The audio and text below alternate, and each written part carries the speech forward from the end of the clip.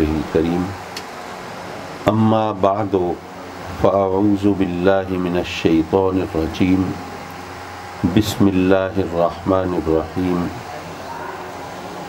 قل لا اسألکم علیہ اجرا الا المودۃ فی القربى صدق اللہ مولانا العلی العظیم وصدق رسولہ النبی الامین ونحن علی ذلک لمن الشاہدین والشاکرین والحمد للہ رب العالمین۔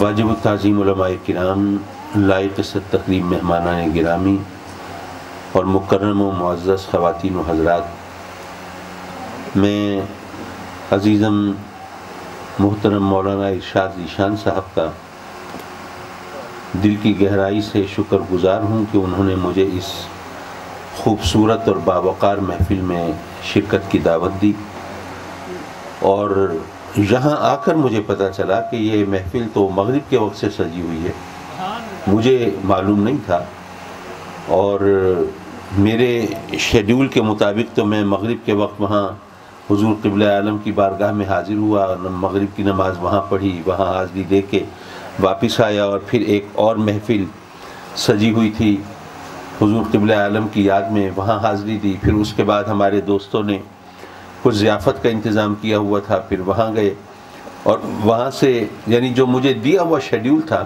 اس کے مطابق تو میں اپنے وقت پہ حاضر ہوا، لیکن یہاں پر آ کر جب مجھے پتہ چلا کہ آپ حضرات اور بچیاں بھی اور آپ سب مغرب کے وقت سے بیٹھے ہیں تو مجھے ندامت بھی ہوئی، شرمندگی بھی ہوئی، اور پھر میرا جی چاہا کہ میں وضاحت بھی کر دوں کہ اس میں میرا قصور نہیں ہے، مجھے نہیں پتا کہ آپ کو مغرب سے یہاں سے باندھ کے رکھا ہوا ہے اپنی۔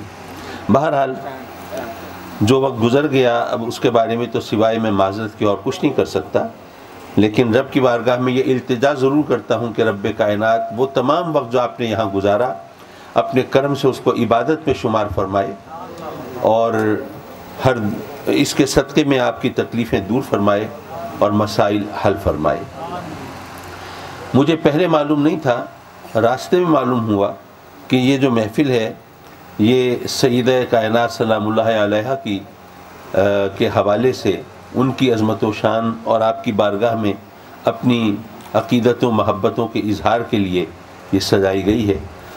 اب اس مختصر وقت میں ان کے بارے میں کیا کہوں، اور میرا خیال ہے کہ ثابت کرنے کی ضرورت وہاں ہوتی ہے جہاں کہیں کوئی انکار کی گنجائش ہو۔ مجھے یہاں کوئی چہرہ ایسا نظر نہیں آ رہا جو سید کائنات سلام اللہ علیہا کی عظمت اور شان، مرتبے اور مقام کے بارے میں کوئی شبہ رکھتا ہو، کوئی منفی جذبہ رکھتا ہو، کوئی اعتراض کی گنجائش سمجھتا ہو۔ بہرحال میں اپنی، اور میرا خیال ہے کہ مجھے اب آپ کے صبر اور حوصلے کا زیادہ امتحان بھی نہیں لینا چاہیے، تو میں بہت مختصر وقت میں اپنی باتیں سمیٹنے کی کوشش کروں گا، اور یہ بات بہرحال آپ سمجھیے کہ آپ نے جو انتظار کیا اس کی زحمت پر تو میں سوائے معذرت کے اور کچھ نہیں کر سکتا، لیکن اب فارغ ہو کر تو آپ اپنے گھروں کو چلے جائیں گے، اور میرا گھر ملتان ہے، مجھے وہاں جانا ہے، تو میری آزمائش اور میرا امتحان ابھی ختم نہیں ہوا، وہ ابھی جاری ہے۔ محترم خواتین و حضرات، میرے آقا کریم حضور علیہ الصلوۃ والسلام کو رب کائنات نے جو شان، جو عظمت، جو مقام عطا فرمائی، ہم سب جانتے ہیں کہ عزت اور ذلت اسی کے ہاتھ میں ہے، جس کو چاہے عزت دے، جس کو چاہے ذلت دے، لیکن اس کی سنت یہ ہے کہ عزت دیتا وہ ہے، لیکن دیتا اپنے محبوب سے نسبت کے صدقے میں ہے، اور یہ صرف زور بیان نہیں ہے، محض جوش خطابت نہیں ہے، یہ خیال و گمان کا ہذیان نہیں ہے، یہ وہ حقیقت ہے جو قرآن اور حدیث سے بخوبی ثابت ہے۔ قرآن مجید میں رب کائنات نے فرمایا کنتم خیر امہ، تم سب سے بہتر امت ہو، نہیں فرمایا کہ تم سب سے بہتر عابد ہو، زاہد ہو، سب سے بہتر نمازی ہو، روزے دار ہو، پرہیزگار ہو، سب سے بہتر حاجی ہو، مجاہد ہو، نہیں، تم سب سے بہتر امت ہو۔ کیوں؟ اس لیے کہ امت تو نبی کی ہوتی ہے نا، تو تم سب سے بہتر اس لیے ہو کہ میرے محبوب کی امتی ہو۔ یہ عزت ملی ہے تو سرکار سے نسبت کے صدقے میں ملی ہے۔ اسی طرح قرآن مجید میں رب کائنات نے ازواج مطہرات کی عظمت و شان بیان فرمائی، اور ہمیں بتایا لستن کا یا نساء النبی لستن کا احد من النساء، اے میرے محبوب کی پاک بیویوں، دنیا کی کوئی عورت تمہاری ہمسر نہیں ہو سکتی، تم جیسی نہیں ہو سکتی، تمہارے برابر نہیں ہو سکتی۔ اگر کوئی شخص جو بال کی کھال اتارنے والا ہو سوال کرے کہ جی دنیا کی کوئی عورت اگر ازواج مطہرات جیسی نہیں ہو سکتی تو کس بات میں ان جیسی نہیں ہو سکتی، یہ تو پتہ چلنا چاہیے نا۔ عورتوں کا آپس میں اگر کمپیریزن کیا جائے، تقابل کیا جائے، کسی ایک عورت کو دوسری عورت پر فوقیت دی جائے، ترجیح دی جائے، اس کو بہتر سمجھا جائے تو کس بنیاد پر؟ اس کے مختلف پہلو ہو سکتے ہیں نا۔ کوئی عورت شکل و صورت میں زیادہ بہتر ہو اس لیے اس کو ترجیح دے دی، کوئی عورت سیرت و کردار میں بہتر ہو اس کو ترجیح دے دیں، کوئی عورت سگھڑ پن میں، سلیقہ شعاری میں، کشیدہ کاری میں، کوئی امور خانہ داری میں بہتر ہو اس کو ترجیح دے دی، کوئی عورت حسب نسب میں خاندان کے اعتبار سے بہتر ہے تو اس کو ترجیح دے دی۔ مختلف پہلو ہوتے ہیں نا جس کی وجہ سے ترجیح دی جائے۔ تو مولا تو نے اپنے محبوب علیہ الصلوۃ والسلام کی ازواج مطہرات کو جو باقی خواتین سے، دنیا کی باقی عورتوں سے بہتر قرار دیا اور فرمایا کہ تم ان جیسی نہیں ہو، تم عام عورتوں جیسی نہیں ہو، تو مولا یہ تو بتا دے کس بات میں ان جیسی نہیں ہے۔ اب اگر آپ غور کریں تو کوئی بھی پہلو ایسا آپ ڈٹرمن نہیں کر سکتے، متعین نہیں کر سکتے کہ جی یہ پہلو ہے۔ اگر بات ہو شکل و صورت کی تو ظاہر ہے کہ کوئی روایات ایسی نہیں ہیں جو ان کے حسن و جمال یا شکل و صورت کے بارے میں کوئی زمین آسمان کے قلابے ملا رہی ہوں۔ اگر بات ہو زہد و تقوی کی تو ظاہر ازواج مطہرات کے بارے میں ہمارا یہ ایمان اور یقین تو یقیناً ہے کہ وہ زہد و تقوی میں کوئی کمی، کوئی کسر نہیں ہوگی۔ لیکن کیا باقی صحابیات سے جو باقی مسلمان عورتیں ہیں، کیا کوئی روایت ایسی ملتی ہے کہ کوئی دوسری عورت زہد و تقوی میں ان جیسی نہیں تھی؟ آپ سوچئے سیدہ عائشہ صدیقہ رضی اللہ تعالی عنہ، اگر ہم ان کے بارے میں مانیں کہ ان کا زہد، ان کا تقوی، ان کی عبادت ریاضت وہ مثالی تھی، تو ان کی جو والدہ ہیں تو کیا ان کی عبادت و ریاضت میں کوئی کمی ہوگی؟ وہ بھی تو صدیق اکبر کی اہلیہ ہے، وہ بھی تو مسلمان ہیں، وہ ام المومنین کی ماں ہیں۔ لیکن اسی طرح اگر امور خانہ داری کی بات ہو، سلیقہ شعاری کی بات ہو، تو میں نے آج تک کوئی روایت ایسی نہیں پڑھی جس میں لکھا ہو کہ جی ام المومنین جیسی کشیدہ کاری کسی کو نہیں آتی تھی، یا سلائی کڑھائی نہیں آتی تھی، یا امور خانہ داری میں کوئی دوسری عورت ان جیسی نہیں تھی، یا میں نے کوئی روایت ایسی نہیں پڑھی جس سے پتہ چلے کہ جتنا لذیذ کھانا ام المومنین امہات المومنین بناتی تھیں ویسی کوئی عورت نہیں بنا سکتی تھی۔ میری نظر سے تو ایسی کوئی روایت نہیں گزری۔ تو پھر ان کو باقی دنیا کی تمام عورتوں سے اعلیٰ افضل عرفہ قرار کیوں دیا گیا؟ قرآن مجید کا انداز بیان بتا رہا ہے۔ قرآن نے جب یہ کہا کہ دنیا کی کوئی عورت تم جیسی نہیں ہو سکتی تو اس کے اندر کوئی وجہ نہیں بتائی گئی، صرف اتنا کہا گیا کہ یا نساء النبی، اے میرے محبوب کی پاک بیویوں، دنیا کی کوئی عورت تم جیسی کیسے ہو سکتی ہے؟ بھئی تم تو میرے محبوب کی بیویاں ہو نا۔ یعنی فضیلت کا اگر کوئی سبب، کوئی وجہ، کوئی بنیاد بیان کی گئی ہے تو سرکار سے نکاح کا رشتہ بیان کیا گیا ہے۔ اب یہ ہمارے سمجھنے کی بات ہے کہ اگر کوئی عورت میرے آقا کریم سے نکاح کے رشتے میں جڑ جائے تو دنیا کی کوئی عورت ان جیسی نہیں ہو سکتی، تو دنیا کا کوئی مرد میرے آقا کریم جیسا کیسے ہو سکتا ہے؟ اسی طرح میرے آقا کریم نے فرمایا کہ خیر القرون قرنی، سب سے بہتر زمانہ میرا زمانہ ہے۔ اب ہم اگر آج کل جیسے پاکستان کے جو حالات ہیں، جو غربت ہے، جو مہنگائی ہے، جو بے روزگاری ہے، اور جو انفلیشن ہے، جو افراط زر ہے، اس کی وجہ سے جو ایک غریب آدمی کا تو جینا حرام ہو گیا، کمر ٹوٹ کے رہ گئی ہے، پتہ نہیں یہ بات کہاں جا کے رکے گی۔ تو اب ہم جب بات کریں کہ بھی پاکستان کا کون سا وقت بہتر تھا تو ہم معاشی طور پر ہی غور کرتے ہیں نا، بتاتے ہیں بھائی فلاں وقت تھا وہ اتنے آنے کا تو گوشت مل جاتا تھا، اور اتنے وہ گھی جو ہے وہ 1 روپے کلو کا جناب گھی مل جاتا تھا، اور یہ تھا وہ تھا۔ ہم معاشی طور پر حالات بہتر گنواتے ہیں نا۔ تو آقا کریم صلی اللہ علیہ وسلم جس زمانے کو اپنا زمانہ قرار دے رہے ہیں، جب آپ روئے زمین پر تشریف فرما تھے اور اپنے غلاموں کی جھرمٹ میں جلوہ فگن ہوتے تھے، اس وقت تو مسلمانوں کے پاس مال و زر نہیں تھا۔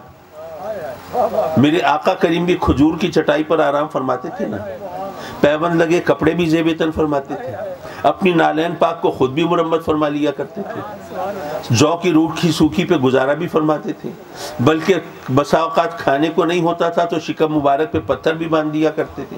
اور جس ہستی کا ہم ذکر کرنے کے لیے اکٹھے ہوئے ہیں کہ آقا کریم کے پاس کس چیز کی کمی تھی، لیکن پیوند لگی چادر میں اپنی بیٹی کو گھر سے رخصت بھی فرما رہے ہیں، تو اس وقت تو مسلمانوں کے پاس سیم و زر کے، دولت کے، زر و جواہر کے انبار نہیں تھے۔ یہ سلسلہ تو بعد میں شروع ہوا، مسلمانوں کو فتوحات ملی تو بعد میں، قیصر و کسریٰ نے مسلمانوں کی تلوار کا لوہا مانا تو بعد میں، اور دنیا نے مسلمانوں کی ہیبت کے سامنے گھٹنے ٹیکے تو بعد میں۔ میرے آقا کریم جب دنیا میں جلوہ فگن تھے اس وقت تو مسلمانوں کی حالت بڑی پتلی تھی۔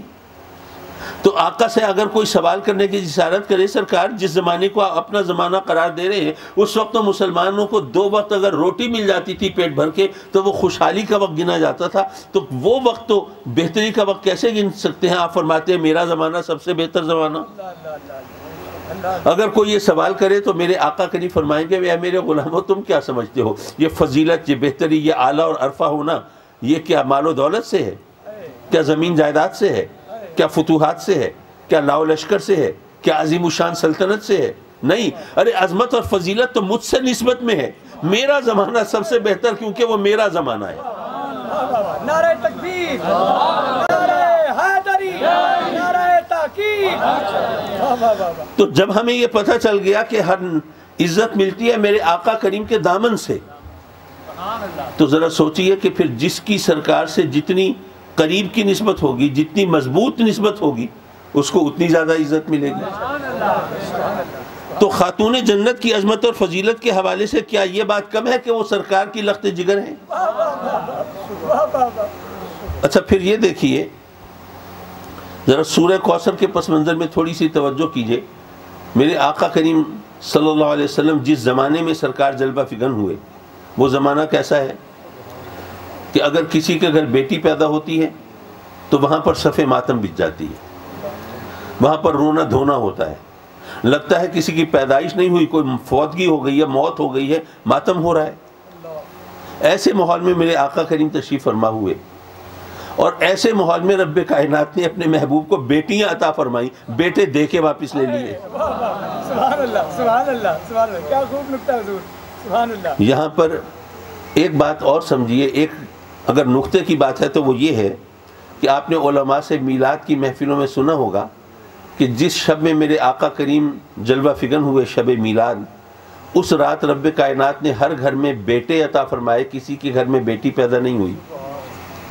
تو کوئی پوچھ سکتا ہے، سوال کر سکتا ہے کہ جناب اگر آپ یہ بتاتے ہیں کہ اللہ نے اپنے محبوب کو بیٹیاں عطا فرمائیں، اور یہ بتانے کے لیے کہ بیٹیاں بھی اللہ کی رحمت ہیں، وہ بھی نعمت ہیں، اور ان کی پیدائش پر رونا دھونا نہیں ہونا چاہیے، یہ نہیں وہ نہیں فلاں فلاں، تو آپ یہ بتائیے کہ جس شب میں آقا کریم تشریف فرما ہوئے اس شب میں اللہ نے بیٹے دیے، بیٹیاں کیوں نہیں دیں؟ بھئی جب بیٹیاں بھی اللہ کی رحمت ہیں تو اس رات میں اللہ نے وہ رحمت روک کے کیوں رکھی، کیوں نہیں عطا فرمائی؟ میں عرض کروں گا اس کا جواب تو میں دے چکا، لیکن اس کی وضاحت کرتا چلوں کہ چونکہ اس زمانے میں کسی کے گھر میں بیٹی پیدا ہوتی تھی تو وہاں رونا دھونا ہوتا تھا، ماتم ہوتا تھا، وہاں آہوزاری اور نالہ و فغاں کی کیفیت ہوتی تھی، تو رب کائنات نے گویا یہ فرمایا کارکنان قضاء و قدر سے، فرشتوں سے، کہ اے فرشتوں، آج کی شب میں میرا محبوب دنیا میں جلوہ فگن ہونے والا ہے، آج کی رات اگر کسی کے گھر میں بیٹی پیدا ہوئی، بے شک بیٹیاں بھی میری رحمت ہیں، لیکن کسی کے گھر میں بیٹی پیدا ہوگی وہاں رونا دھونا ہوگا، تو میری رحمت کو یہ گوارا نہیں، جس رات میرا محبوب دنیا میں آ رہا ہے اس رات کہیں رونا دھونا ہو۔ اس شب میں تو ہر ایک کو میرے محبوب کی ولادت کی خوشی میں شریک ہونا چاہیے نا، اس لیے ہر گھر میں بیٹے پیدا ہوں تاکہ ہر جگہ خوشی ہو، کہیں پہ کوئی رنج و علم کی کیفیت نہ ہو۔ اب جب آقا کریم کو بیٹیاں ملیں، اب یہ علیحدہ بحث ہے کہ جناب وہ ایسا کیوں ہوا کہ بیٹیاں ہی دیں اور بیٹے دے کے کیوں واپس لے لیے۔ ویسے علماء نے ایک بات کی وہ اشارت، بس وہ ذکر کرتا چلوں کہ اللہ کے بہت سے نبی ایسے ہیں جو خود بھی نبی ہیں اور ان کی اولاد بھی نبی ہے۔ سیدنا ابراہیم علیہ السلام نبی ہیں، آپ کے فرزند سیدنا اسماعیل علیہ السلام، اسحاق علیہ السلام، وہ بھی نبی ہیں۔ سیدنا اسحاق علیہ السلام کے بیٹے حضرت یعقوب علیہ السلام، وہ بھی نبی ہیں۔ حضرت یعقوب علیہ السلام کے فرزند حضرت یوسف علیہ السلام، وہ بھی نبی ہیں۔ اگر حضرت داؤد علیہ السلام نبی ہیں تو ان کے فرزند حضرت سلیمان علیہ السلام وہ بھی نبی ہیں. تو ایسے کتنی مثالیں ہیں کہ اللہ کے نبی ہیں اور ان کی اولاد بھی نبی ہے. اب میرے آقا کریم کے بیٹے ہوتے تو وہ نبی تو نہیں ہو سکتے تھے، کیونکہ میرے آقا کریم تو اللہ کے آخری نبی ہیں. تو ممکن ہے کہ کسی کے ذہن میں آتا کہ بھئی باقی تمام باتیں تو اپنی جگہ، لیکن آقا کریم کو یہ عظمت تو نہیں ملی. دیکھے کتنے نبیوں کی اولاد بھی نبی، آقا کریم کی اولاد تو نبی نہیں ہوئی. تو کہیں میرے آقا کریم کی عظمت و شان کے حوالے سے کسی کے ذہن میں کوئی منفی خیال نہ آتا. تو اس لیے رب کائنات نے اپنے محبوب کو بیٹے دے کے واپس لے لیے، لیکن اپنے محبوب کی عظمت و شان پر کسی کی انگشت نمائی کو گوارا نہیں فرمایا. سبحان اللہ سبحان اللہ سبحان اللہ. اب جب بیٹیاں ملیں تو وہ ماحول جہاں پہ بیٹی کا باپ ہونا لوگوں کے لیے سبب رسوائی ہوتا تھا، تو وہاں پر تو پھر لوگوں کو موقع مل گیا تانے دینے کا، آوازیں کسنے کا، باتیں بنانے کا. انہوں نے کہا لو جی گل مک گئی، بات ختم ہو گئی، مسئلہ حل ہو گیا.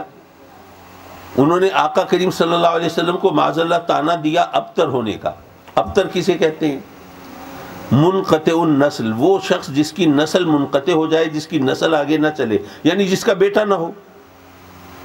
انہوں نے کہا کہ جی اگر تمہیں پریشانی ہے کہ جی مسلمانوں کے نبی، ان کے جناب اتنے چاہنے والے، اتنے غلام اور اتنے جانثار اور فلاں فلاں، تو یہ کوئی مسئلہ نہیں، ان کا بیٹا تو ہے نہیں. کام بڑھانے والے ہوتے ہیں بیٹے، اور مشن آگے بڑھانے والے ہوتے ہیں بیٹے، نسل چلانے والے ہوتے ہیں بیٹے. تو ان کا بیٹا تو کوئی ہے نہیں، ان کی تو بس بیٹیاں ہیں، تو ان کی نسل تو آگے چلے گی نہیں. یہ مشن یہیں پہ ٹھپ ہو جائے گا، جیسے ہی دنیا سے رخصت ہوں گے بات ختم ہو جائے گی. یہ تو میرے آقا کریم غمگین تو ہوئے، دکھ تو پہنچا. تو میرے آقا کریم کو دکھ پہنچے تو رب کائنات کو کب گوارا ہے؟ تو رب کائنات نے اپنے محبوب کی دل جوئی کے لیے سورہ کوثر نازل فرمائی. سبحان اللہ. انا اعطیناک الکوثر. اے محبوب، یہ کافر کہتے ہیں تجھے ایک نعمت نہیں ملی، اولاد بیٹے کی نعمت نہیں ملی، اور جو تمام نعمتوں کا خالق و مالک ہے اور نعمتیں عطا فرمانے والا ہے وہ اعلان کر رہا ہے کہ میں نے تو ہر نعمت تیرے دامن میں رکھ دی ہے. جس کو نعمتیں ملتی ہیں تیرے دامن سے ملتی ہیں.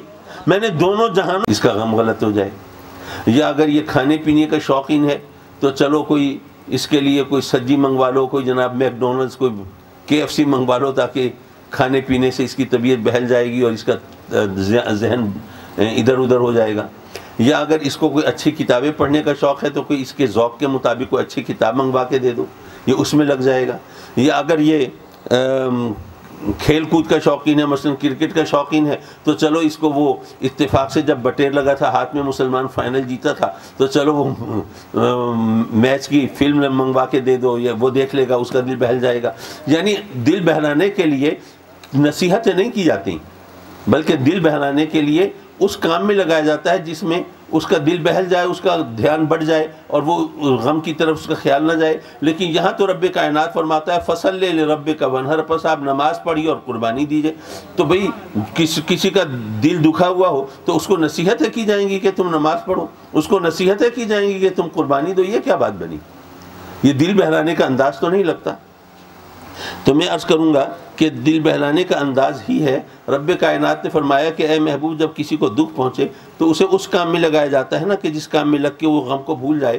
تو اے محبوب، جب تو میری بارگاہ میں کھڑا ہوتا ہے، حالت نماز میں ہوتا ہے، تو تو میری بارگاہ میں حاضر ہوتا ہے اور تیری نگاہیں میرے حسن کے جلووں میں الجھی ہوتی ہیں اور میں تیری طرف مائل بکرم ہوتا ہوں، تو تجھے نہ کافروں کا خیال آئے گا، نہ ان کے تانوں کا خیال آئے گا. تجھے تو دنیا کی کسی اور بات کا خیال ہی نہیں ہوگا. جب تو میری بارگاہ میں ہوگا تو اے محبوب ذرا اپنے جذبات کی قربانی دے دے، ذرا اپنے غم و غصے کو تھوک دے اور ذرا میری بارگاہ میں نماز کے لیے کھڑا ہو جا، تاکہ تجھے نہ کافروں کی باتوں کا خیال آئے، نہ ان کے تانوں کا خیال آئے. نعرہ تکبیر، نعرہ رسالت، نعرہ حیدری، جگر گوشہ غزالی زمان. اچھا، یہاں تک تو بات ٹھیک ہے. اب جو آخری نقطہ میں بیان کر رہا ہوں، ذرا اس کے لیے تھوڑی سی توجہ چاہیے. فصل لربک وانحر ان شانئک هو الابتر. بے شک تیرا دشمن خود ابتر ہے، خود اس منقطع النسل ہے، اس کی نسل نہیں چلے گی. تو دل بہلانے کے حوالے سے تو پرفیکٹ سٹائل ہے. وہ کیسے؟ مثلا آپ کا بچہ ہے، اس فرض کیجئے احمد ہے اس کا نام، احمد روتا ہوا آپ کے پاس آیا. آپ نے کہا کیوں بیٹے، کیوں رو رہے ہو؟ اس نے کہا جی میرے وہ دوست نے کہا ہے کہ تم تو بڑے بے وقوف ہو. تو آپ اپنے بچے کا دل بہلائیں گے، آپ اس کو پیار کریں گے، سینے سے لگائیں گے، کہیں گے کہ بیٹے وہ جو آپ کو جس نے بے وقوف کہا ہے نا وہ خود بے وقوف ہوگا، آپ تو بڑے عقل مند ہو. تو آپ کا بچہ بڑا خوش ہوگا، نعرہ لگاتا ہوا جائے گا، میرے بابا کہتے ہیں تم خود بے وقوف، تم خود بے وقوف۔ دل بہلانے کا تو یہی انداز ہے نا۔ تو کافروں نے آقا کریم کو ابتر کہا تو اللہ نے فرمایا اے محبوب تیرا دشمن خود ابتر۔ تو دل بہلانے کا انداز تو ٹھیک ہے، لیکن اس میں ایک پیچیدگی ہے۔ وہ کیا؟ اگر بچہ آپ کے پاس روتا ہوا آیا اور اس نے شکایت کی کہ جی میرے دوست نے کہا تم بے وقوف ہو، تو آپ نے بچے کو پیار کر کے کہا کہ آپ کا دوست خود بے وقوف، آپ تو بڑے عقل مند، آپ صرف بچے کا دل بہلا رہے ہیں، آپ کوئی حقیقت بیان نہیں کر رہے۔ ہو سکتا ہے وہ دوست جو ہے وہ واقعی زیادہ عقل مند ہو، اس کے مقابلے میں آپ کا بچہ واقعی کم عقل ہو، عین ممکن ہے نا۔ لیکن آپ اپنے بچے کا دل بہلانے کے لیے آپ نے کہہ دیا کہ نہیں بیٹے وہ خود بیوقوف ہوگا، آپ تو بڑے عقل مند ہو۔ تو آپ کوئی حقیقت بیان نہیں کر رہے، آپ صرف بچے کا دل بہلا رہے ہیں۔ لیکن جب رب کائنات فرماتا ہے کہ اے محبوب تیرا دشمن خود ابتر، تو دل بہلانے کی بات تو اپنی جگہ پر، لیکن کیا رب کائنات فرمائے کہ تیرا دشمن ابتر تو اس دشمن کو خود ابتر ہونا چاہیے یا نہیں؟ ہونا تو چاہیے۔ رب کائنات قرآن میں کہہ رہا ہے آپ کا دشمن خود ابتر۔ ابتر کا کیا مطلب؟ جس کی بیٹے نہ ہو، جس کی نسل آگے نہ چلے۔ اب آپ کو ابتر کہنے کا طعنہ کس نے دیا تھا؟ روایات اٹھائیے تو پتہ چلتا ہے کہ عاص بن وائل، وہ جو کافر تھا، وہ جو بڑا آقا کریم کا دشمن تھا، اس نے یہ طعنہ دیا تھا آپ کو ابتر ہونے کا۔ تو اس کا مطلب یہ ہے کہ پھر عاص بن وائل کے بیٹے تو نہیں ہونے چاہیے، کیونکہ قرآن خود کہہ رہا ہے کہ آپ کا دشمن خود ابتر۔ لیکن عاص بن وائل کے بیٹے تو ہیں، حضرت عمر بن عاص بن وائل کے بیٹے ہیں، سعد بن عاص بن وائل کے بیٹے ہیں۔ تو قرآن کہتا ہے کہ آپ کا دشمن خود ابتر، اور جس نے ابتر ہونے کا طعنہ دیا تھا اس کے بیٹے موجود۔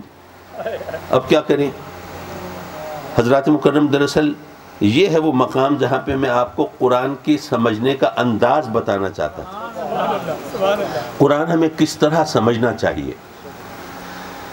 رب کائنات نے گویا یہ فرمایا کہ اے محبوب تجھے کافروں نے ابتر کہا، تجھے غم ہوا، دکھ ہوا، تو میں تسلی دینے والا ہوں۔ یہ کہتے ہیں تجھے ایک نعمت نہیں ملی اور ہر نعمت کا خالق و مالک میں بتاتا ہوں، میں نے تو ہر نعمت تیرے دامن میں رکھ دی ہے، بلکہ تجھے نعمتیں بانٹنے والا بنایا ہے۔ انما انا قاسم واللہ یؤتی، تجھے نعمتیں بانٹنے والا بنایا۔ تو اے محبوب تو ان کافروں کے دانوں کو دل پہ نہ لے، بلکہ ان کے اپنے جذبات کی قربانی دے کے ان کی باتوں کو نظر انداز کر کے ذرا کھڑا ہو جا، حالت نماز میں آ جا اور ان کی باتوں کو فراموش کر دے۔ اور اے محبوب یہ دشمن، یہ خود ابتر وہ کیسے؟ اے محبوب دشمن تو بیٹے تو تیرے دشمن کے ہیں، کلمہ تیرا پڑھتے ہیں، بیٹے تیرے دشمن کے ہیں، نام تیرا لیتے ہیں، بیٹے تیرے دشمن کے ہیں، غلامی تیری کرتے ہیں، بیٹے تیرے دشمن کے ہیں، مشن تیرا آگے بڑھاتے ہیں، بیٹے تیرے دشمن کے ہیں، دین تیرا پھیلاتے ہیں۔ تو پھر تو ابتر ہوا یا تیرا دشمن ابتر ہوا؟ نعرہ تکبیر، نعرہ رسالت، جگر گوشہ غزالیہ زمان، حضور سید احمد زید کاظمی شاہ صاحب، فیضان حضور غزالیہ زمان زندہ باد۔ معاف کیجئے، یہ تو صرف وہ بیٹیوں کی پیدائش کے حوالے سے میں نے بات کی، ورنہ جہاں کا تعلق ہے تو سیدھی سی بات ہے کہ جب ہر عزت ملتی آقا کریم کی نسبت سے ہے، تو صرف آقا کریم کی اولاد ہو جانا یہ کوئی کم عزت کی بات نہیں تھی۔ اور کجا یہ کہ جس کی نسبت سے عزت ملتی ہے وہ آپ کی خود عزت فرما رہے ہیں۔ اپنی صاحبزادی، اپنی بیٹی وہ آتی ہے تو میرے آقا کریم کھڑے ہو جاتے ہیں۔ یہ تو بات سب جانتے ہیں، کھڑے ہو جاتے ہیں، لیکن اس کا مطلب کیا تھا؟ اس کا سیدھا سادہ مطلب یہ تھا میرے آقا کریم کا تو کسی کی طرف نگاہ کرم فرما دینا یہی بہت تھا۔ اور وہ تو آپ کی بیٹی ہیں، اور ظاہر ہے کہ باپ پر بیٹی کی اس طرح تعظیم کا بظاہر کوئی تاثر اور تصور قائم نہیں ہوتا، لیکن میرے آقا کریم نے اپنی امت کو، کیونکہ آقا کریم جانتے تھے کہ کچھ ہوں گے جو میری شہزادی پر طعنہ زنی کریں گے، کچھ ہوں گے جو انگشت نمائی کریں گے، تو آقا کریم نے فرمایا کہ اگر تم میرے نام کا کلمہ پڑھتے ہو تو میں اللہ کا نبی ہو کر، محبوب رب کائنات ہو کر، باعث تخلیق کائنات ہو کر، میں رحمت مجسم ہو کر، اگر میرا عالم یہ ہے کہ میری شہزادی آئے تو میں اپنے باپ ہونے کا لحاظ نہیں کرتا، بلکہ ان کو عزت دے کے تمہیں بتاتا ہوں کہ اگر میں اپنی شہزادی کی اتنی عزت کرتا ہوں تمہیں کتنی کرنی چاہیے۔ اور پھر جب ان کو جنت کی خواتین کا سردار بتایا اور آقا کریم نے فرمایا کہ یہ تو میرے یوں کہیے کہ دل کا ٹکڑا ہے، کہ جس نے اس کو اذیت دی اس نے اس کو نہیں مجھے اذیت دی، اور آقا کریم کو اذیت دینا یہ کفر ہے۔ میرے آقا کریم صلی اللہ علیہ وسلم کو اذیت دینا یہ کفر ہے، یہ ذہن میں رکھیے۔ تو اس کا مطلب یہ ہوا کہ خاتون جنت کو اگر کوئی اذیت دے، کوئی تکلیف پہنچائے، اگر کوئی ان کے لیے پریشانی کا سبب بنے تو وہ اس نے گویا ایمان سے انحراف کیا۔ تو یہ تمام چیزیں ہمیں اس انداز سے سمجھنی چاہیے۔ تو لیکن ایک بات ہمیں یہ ذہن میں رکھنی چاہیے کہ کسی ایک شخص کو ہمیں مرکز محبت نہیں بنانا چاہیے سوائے آقا کریم صلی اللہ علیہ وسلم کی ذات کی۔ مرکز محبت آقا کریم کی ذات ہے، اور جس کو سرکار سے نسبت ہے اس کے لیے ہمارے دل میں گنجائش ہونی چاہیے، اور جس کا سرکار سے جتنا گہرا تعلق ہے اس کے لیے اتنی زیادہ گنجائش ہونی چاہیے۔ اور یہ بات صرف ہمارے لیے نہیں ہے بلکہ یہ خود صحابہ کرام نے بھی اس بات کو جس طرح اپنایا ہے وہ ہم سب جانتے ہیں کہ آقا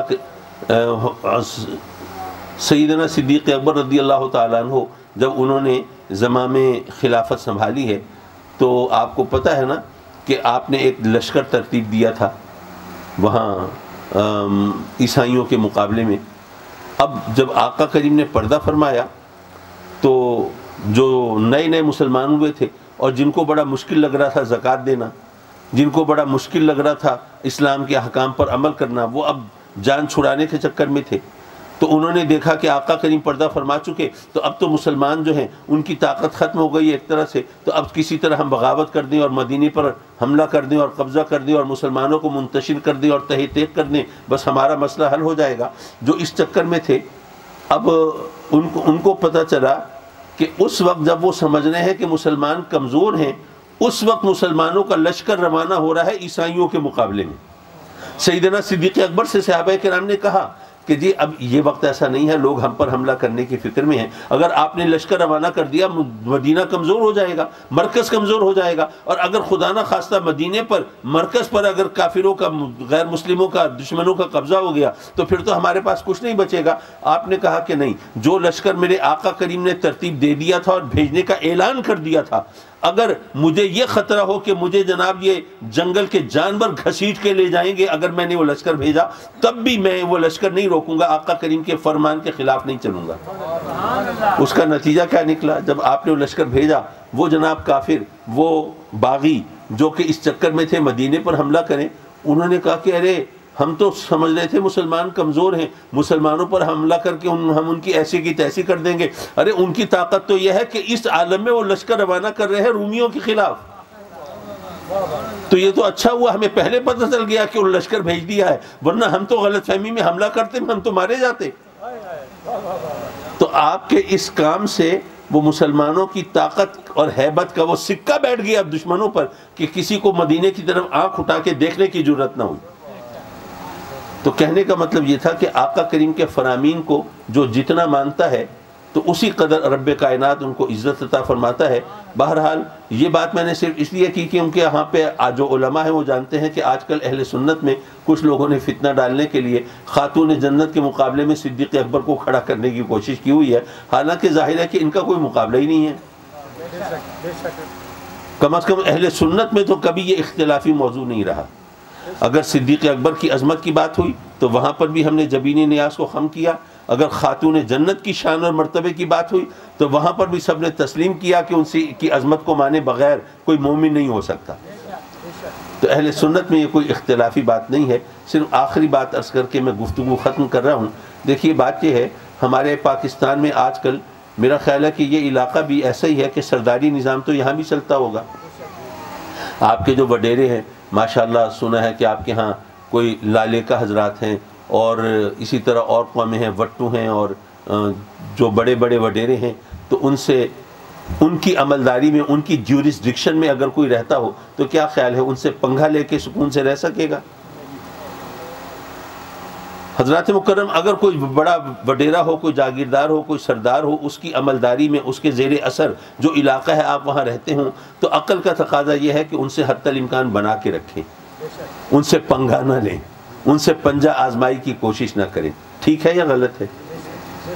تو اگر یہاں پہ ہم دیکھیں یہ فلاں کی جاگیر ہے، فلاں کا علاقہ ہے، فلاں یہاں کا سردار ہے، اور تو اس سے پنگا نہیں لینا چاہیے، اس سے بنا کے رکھنی چاہیے۔